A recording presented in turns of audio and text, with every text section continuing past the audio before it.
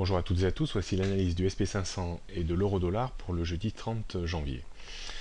Hier, le SP500 a réalisé une correction technique en direction de sa zone de résistance 1805-1810. Cette correction technique s'est arrêtée juste au-dessus de 1800 points avant d'entamer une rechute qui l'a ramené une nouvelle fois sur la zone de support très important aux alentours de 1765 points. L'enjeu du moment est bien entendu le maintien ou non au-dessus de 1765 points. Si tel n'était pas le cas, un retour en direction de la zone de support très importante entre 1730 et 1740 aurait lieu. Attention, en cas de rupture de 1730-1740, un signal de vente de moyen terme serait déclenché avec une chance de rechute dans des proportions beaucoup plus importantes.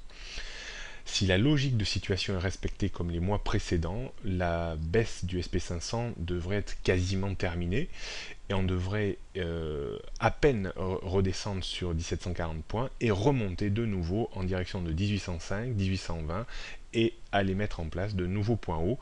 C'est évidemment si on poursuit cette logique de tendance haussière larvée que l'on connaît depuis des mois maintenant. Pour le moment, on peut quand même privilégier une poursuite de la baisse tant que 1805-1820 points serviront de résistance. Les niveaux à surveiller pour aujourd'hui, toujours un petit peu les mêmes, 1765 points en support, 1740, 1730, la résistance 1805, 1820, 1830, 1846. La tendance du jour reste baissière au-dessous de 1805, 1820 points. Pour le moment, pas de stratégie à l'achat. Je vous avais demandé de vendre à découvert éventuellement entre 1805 et 1810, niveau qui n'a pas tout à fait été atteint. On maintiendra quand même cette stratégie. On verra si dans les jours qui viennent, on peut affiner un petit peu ses plans. Pour terminer avec l'euro-dollar en fait reste dans une tendance légèrement haussière au-dessus de 1,3620, 1,3640, mais ça reste poussif. On voit que la volatilité est en train de diminuer régulièrement avec une contraction des bandes de Bollinger sur un graphique 4 heures.